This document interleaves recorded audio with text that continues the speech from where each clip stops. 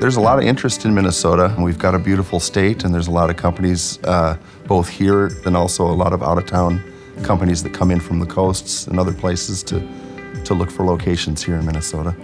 Everybody who works in entertainment sees a value here. We have what many states don't have, an infrastructure. We're set up to succeed. In 1997, we were the first state in the country to offer an incentive. But it basically was an attempt to try to keep production from shifting to Canada, because that was starting to happen. Now, if you look at a map of the United States, there are fewer than 10 states that are not offering some form of incentive. You're competing with the states of Louisiana, New Mexico, Georgia, Ohio, Connecticut, who are all at least in the 25% to 35% range. If you want to increase your industry here, you have to be competitive. You have to get up in the 20 to 25% range. One of the things that I do in my job is I create the budget, oftentimes from scratch.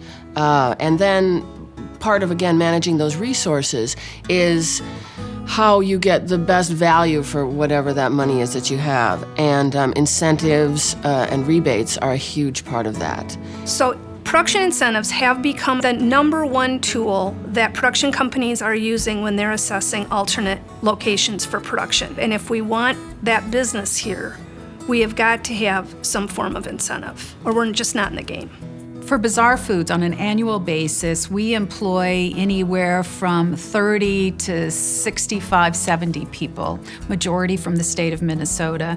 We probably bring in revenue on an annual basis of anywhere from $4 to $4.5 million on that one show. Our clients are basically advertising agencies. We usually employ about 30 to 40 people per day of shooting. We often will shoot over multiple days. The incentive program for us has helped us do a lot of things. I don't know that we would have been able to produce our very first project for television, which was very successful. If we sell one cable series, that can mean several $million of revenue in the first season alone. So obviously, if that show is picked up for another season, sometimes 3 and 4, 5 seasons, you're talking about keeping people employed over a long period of time at pretty good salaries. We've grown significantly. We went from a staff of 4 people. I believe we have 14 people on staff now, and that's not even including the crews that we use, the freelancers, the actors, all of those people. And we have a lot of pressure from the networks to go elsewhere. And I think if there were tax incentives or rebates here in the state of Minnesota, it would be very, very easy decision to make to base that production here. It's hard to even state how important Snowbate is for any filmmaker trying to stay here and do good quality work. Can't do it without it. There has been one film, After the Dawn, that was just filmed in Maple Lake a year or so ago. It was such a good opportunity for our community to kind of come together and enjoy being part of the film, but also it was a benefit to several of the businesses in town, giving them exposure because they were on camera, and also because money was spent in town. The movie North Country was filmed here in the year 2004, in the middle of winter, which was a real great boom for our business. I did more business in 4 weeks than I would have done in 2 months, I bet.